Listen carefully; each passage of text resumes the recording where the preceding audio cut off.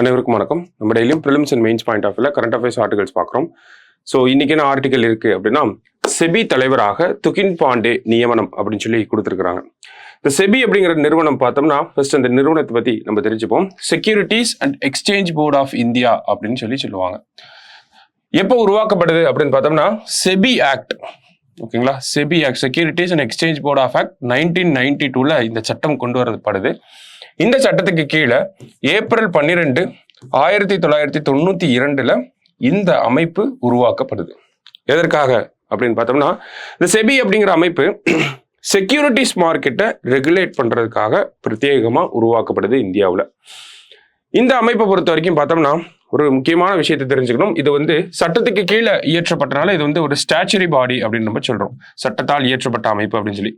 அதே மாதிரி இது ஒரு குவாசி ஜுடிஷியல் பாடி அப்படிங்கிறத சொல்றாங்க. ஓகேங்களா.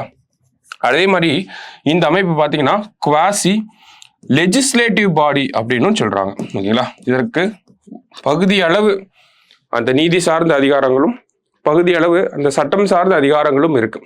ஆர்டர்ஸ் கொண்டு வரலாம், ரூல்ஸ் கொண்டு வரலாம், அந்த மாதிரி. சரிங்களா. அப்ப செபியை பத்தி கேட்டாங்க, பேக்ரவுண்டை வச்சு கேட்கறாங்க அப்படின்னா, செபி ஆக்ட் எப்போ வந்துச்சு அப்படிங்கிறத கேட்கலாம். செபி அப்படிங்கிற அமைப்பே எப்போ தொடங்கப்பட்டுச்சு அப்படிங்கிறத கேட்கலாம். It is a statutory body, it is a quasi judicial body and it is a quasi legislative body. இதெல்லாம் பேசிக்கான இன்ஃபர்மேஷன். அதே மாதிரி இந்த செபி அப்படிங்கிற அமைப்போட இதற்கு முன்னாடி இருந்த தலைவர் யார் அப்படின்னு பார்த்தோம்னா, மாதாபி பூரி புட்ச் அப்படின்னு சொல்லுவாங்க. சரிங்களா. மாதாபி பூரி புட்ச் அப்படிங்கிற இவங்க தான். ஆக்சுவலி இவங்க ஒரு லேடி. இவங்க தான் செபி அப்படிங்கிற அமைப்போட முதல் பெண் தலைவராக இருந்தவங்க. இப்போ பார்த்தோம்னா இவங்களுக்கு அடுத்தபடியா துகின் பாண்டே அப்படிங்கிறவங்க 11வது தலைவராக நியமனம் செய்யப்பட்டிருக்கிறார். சரிங்களா.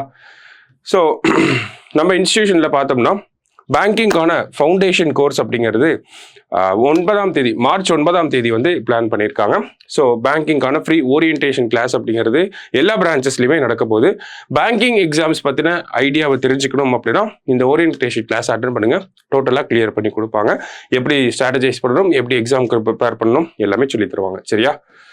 நெக்ஸ்ட் பார்த்தீங்க அப்படின்னா, நமக்கு இந்த செபி அப்படிங்கிற அமைப்பு. ஸோ இந்த செபி அப்படிங்கிற அமைப்பு பார்த்தீங்கன்னா, அந்த மாதாபி பூரி புட்ச் அவங்க தலைமையில் இருக்கப்ப நிறைய அலிகேஷன்ஸ் அப்படிங்கிறது இருந்துச்சு. செக்யூரிட்டிஸ் மார்க்கெட் ரெகுலேட் பண்ணல, அதானிக்கு ஃபேவராக இருந்தாங்க அப்படின்னு சொல்லி ஹிண்டன்பர்க் ரெகுலேஷன்ஸ் அப்படிங்கிறது இருந்துச்சு. இப்போ அவங்கள தூக்கிட்டு இப்போ புதுசாக ஒரு தலைவர் வந்திருக்காங்க. ஸோ அந்த செய்தி தான் இங்கே கொடுத்துருக்காங்க. செபியோட 11வது தலைவராக துகின் பாண்டே அவர்கள் வந்திருக்காரு. ஸோ நம்ம இன்ஸ்டியூட்ல பார்த்தீங்கன்னா, மார்ச் 9 ப்ரிலிம்ஸ்க்கான டெஸ்ட் பேட்ச் அப்படிங்கிறது ஸ்டார்ட் ஆக போகுது. ஷெடியூலை 1 or 2 days நம்ம ரிலீஸ் பண்ணிடுறோம். அதே மாதிரி மெயின்ஸ்க்கான டெஸ்ட் பேட்ச் அப்படிங்கிறது மார்ச் 16 நமக்கு ஸ்டார்ட் ஆக போகுது. சரிங்களா.